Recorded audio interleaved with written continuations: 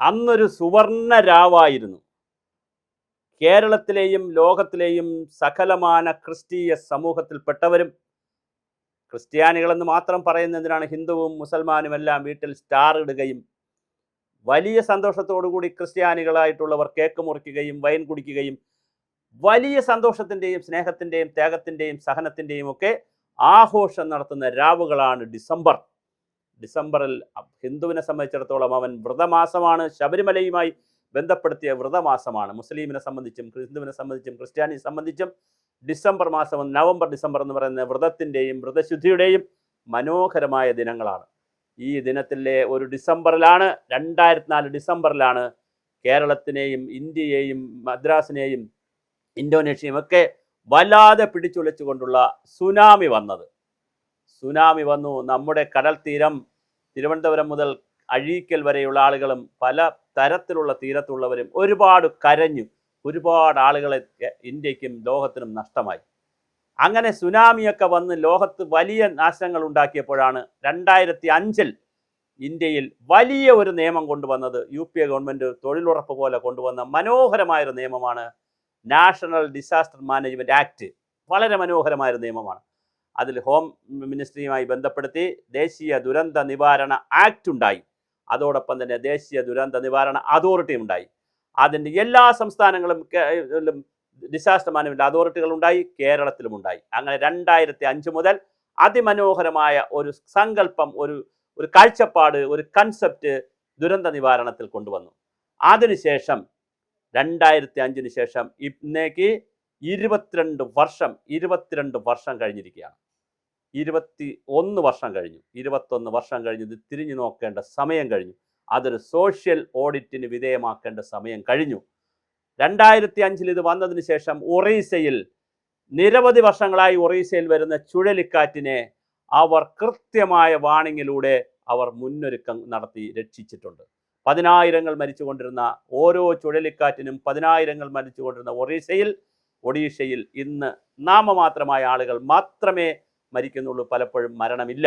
കാരണം അതിഭയങ്കരമായ അതിഗംഭീരമായ വാണിംഗ് സിസ്റ്റം അവർ അവിടെ കൊടുത്തിട്ടുണ്ട്. ലോകത്തെല്ലായിടത്തും നല്ല വാണിംഗ് സിസ്റ്റമാണുള്ളത്. ഡിസാസ്റ്റർ മാനേജ്മെൻറ്റിൻ്റെ ഏറ്റവും വലിയ തിയറി ഡിസാസ്റ്റർ പ്രിപ്പയർഡ്നെസ് ആണ്. രണ്ടാമതാണ് ഡിസാസ്റ്റർ ഉണ്ടാകുമ്പോഴുണ്ടാകുന്ന കാര്യങ്ങൾ. മൂന്നാമത്തേതാണ് ആഫ്റ്റർ ഡിസാസ്റ്റർ ഈ കാര്യങ്ങൾ റീഹാബിലിറ്റേഷൻ വരുന്നത്. ഇതിൽ രണ്ടാം ഭാഗം നമുക്ക് നന്നായിട്ട് അറിയാം. 2005 സുനാമി വന്നതിന് ശേഷം 2016 വരെ നമ്മൾ വലിയ ബഹളമില്ലാതെ പോയി. 16 ഇന്ത്യ കണ്ട, കേരളം കണ്ട, ലോകം കണ്ട ഏറ്റവും വലിയ വരൾച്ചയിലേക്ക് കേരളം പോയി. അതീവ ഭയങ്കര വരൾച്ചയായിരുന്നു. 40 ഡിഗ്രിയിൽ കൂടുതൽ ചൂട് കേരളത്തെ ബാധിക്കുന്ന വലിയ വരൾച്ച വന്നു 2016. 17 ഓഖി വന്നു. 18 പ്രളയം വന്നു. 19, 20, 21 വർഷങ്ങളിൽ പ്രളയം വന്നു. ചെറിയ തോതിലാണ്. പിന്നെ ഉരുൾപൊട്ടലുണ്ടായി, ചൂരൽമലയുണ്ടായി. എന്തൊക്കെയാണ് നമ്മൾ കണ്ടത്. ഇതിനിടയിൽ പിന്നെ ചുഴലിക്കാറ്റ് പോലുള്ള ചുഴലിക്കാറ്റുകളുണ്ടായി, പ്രളയമുണ്ടായി, വെള്ളക്കെട്ടുണ്ടായി. ഒരു 10 വർഷമെടുത്താൽ 2016 മുതൽ 2026 വരെ 10 വർഷമെടുത്താൽ കേരളം ഒരു ദുരന്ത ഭൂമിയാണ്. ഞാൻ ഈ സംസാരിക്കുമ്പോഴും ഒരു ദുരന്തം സംഭവിച്ചുകൊണ്ടിരിക്കുമ്പോഴാണ് ഞാൻ ഈ സംസാരിക്കുന്നത്. അത് സൈലന്റ് കില്ലർ എന്ന് പറയാം. അതായത് ജൂൺ മാസത്തിൽ കിട്ടേണ്ട മഴ 40% നമുക്ക് കിട്ടിയില്ല. ജൂലൈയിൽ കിട്ടേണ്ട മഴയും നമുക്ക് കിട്ടുന്നില്ല. ഈ കിട്ടേണ്ട മഴ കിട്ടാതിരിക്കുമ്പോൾ ഈ മഴ ആഗസ്റ്റിലോ ജൂലൈ പകുതി കഴിയുമ്പോഴോ ആഗസ്റ്റിലോ വരുമോ അതോ സെപ്റ്റംബറിലേക്ക് നീളുമോ? മൺസൂൺ നമ്മെ കളിയാക്കുകയാണ്. പസഫിക് ഓഷനിലെ എൽനിനോ പ്രതിഭാസം ചൂട് കൂടുന്നതിൻ്റെ ഫലമായി കേരളത്തിലും ഇന്ത്യയിലും മൺസൂൺ തത്തിക്കളിക്കുകയാണ്, ചാടിക്കളിക്കുകയാണ്.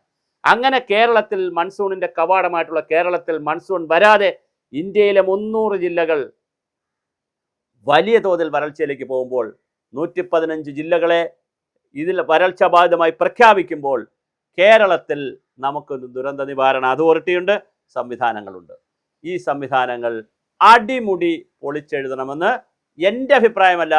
ഇപ്പോഴത്തെ മുഖ്യമന്ത്രിയായിരുന്ന VD സതീശൻ അവർകൾ പ്രതിപക്ഷ നേതാവായിരുന്നപ്പോഴും ഈ രാജ്യത്തെ എല്ലാ നേതാക്കളും, എല്ലാ സാങ്കേതിക വിദഗ്ധരും, ശാസ്ത്രകാരന്മാരും പറയുന്ന എല്ലാവരും, പൊതുസമൂഹവും പറയുന്നതാണ്, നമ്മുടെ ദുരന്ത നിവാരണ സംവിധാനം വലിയൊരു ദുരന്തത്തിലേക്കാണോ പോകുന്നത്? നമ്മൾ ഗൗരവമായി ഇത് വിലയിരുത്തണം. പലവട്ടം ചർച്ച ചെയ്തതാണ്. ഇവിടെ വ്യക്തികൾക്കൊരു പ്രാധാന്യമില്ല. ഇരിക്കുന്ന വ്യക്തികളെ നോക്കിയിട്ടല്ല നമ്മൾ ചർച്ചകൾ മുമ്പോട്ട് കൊണ്ടുപോകുന്നത്. കേരള സംസ്ഥാന ദുരന്ത നിവാരണ അതോറിറ്റിയിൽ എത്ര പെർമനന്റ് സ്റ്റാഫ് ഉണ്ട്? കൃത്യമായ ഒരു സോഷ്യൽ ഓഡിറ്റ് ചെയ്യേണ്ട സമയമായി.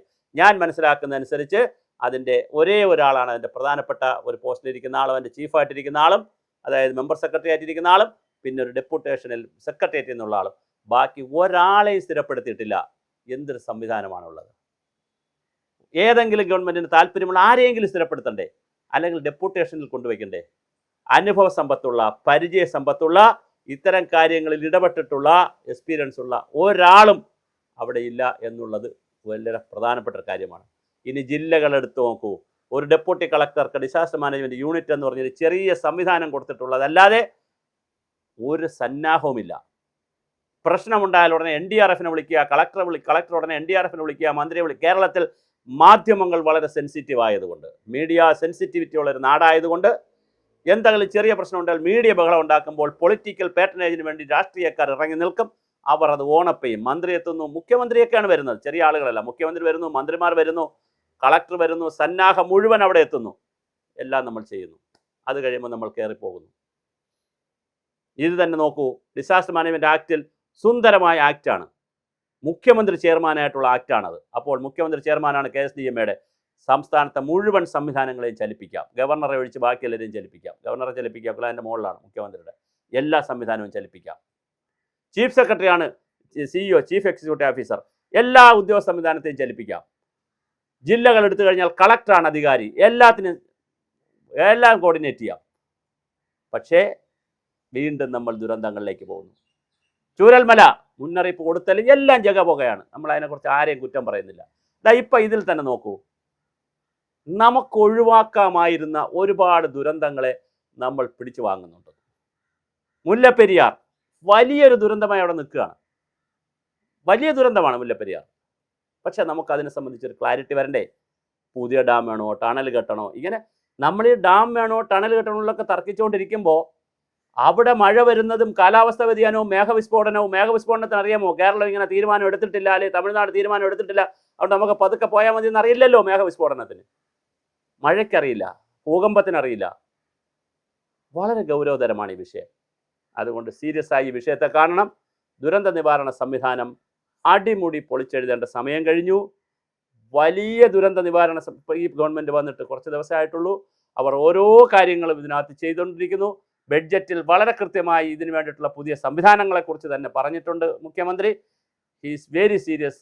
റവന്യൂ മന്ത്രിയും അനുഭവ സമ്പത്തുള്ള മന്ത്രിയാണ്. നേരത്തെ ടൂറിസവും പട്ടികജാതി പട്ടികവർഗമൊക്കെ കൈകാര്യം ചെയ്തിട്ടുള്ള വളരെ അനുഭവ സമ്പത്തുള്ള വളരെ സീനിയർ നേതാവാണ് കോൺഗ്രസിലെ AP അനിൽകുമാർ മന്ത്രി. അപ്പോൾ ഇവരുടെ ടീം, അതുപോലെ തന്നെ പരിസ്ഥിതിയെക്കുറിച്ച് സ്നേഹമുള്ള ഹരിത MLAമാരും ഹരിത ടീമാണ് ഇവർക്കുള്ളത്. ഇവരുടെ ഈ സംവിധാനം, കൃത്യമായ ഡിസാസ്റ്റർ മാനേജ്മെൻറ്റ് സംവിധാനത്തെ അതിമനോഹരമായ രീതിയിൽ പ്രൊഫഷണലുകളുടെയും എക്സ്പെർട്ടുകളുടെയും പൊതുജനങ്ങളുടെയും സാമൂഹ്യ പ്രവർത്തകരുടെയും സന്നദ്ധ പ്രവർത്തകരുടെയും കൂട്ടായ്മയിൽ മനോഹരമായ ഒരു ഡിസാസ്റ്റർ മാനേജ്മെൻറ്റ് പ്ലാൻ കേരളത്തിൽ ഉണ്ടാകട്ടെ. അത് കുറച്ച് റിപ്പോർട്ടുകളും പേപ്പർ ഇംഗ്ലീഷിൽ തയ്യാറാക്കുന്ന കുറച്ച് കാര്യങ്ങളും വെബ്സൈറ്റിൽ ഇട്ടിട്ട് കളിക്കുന്ന കുറച്ച് പരിപാടികളുമല്ല.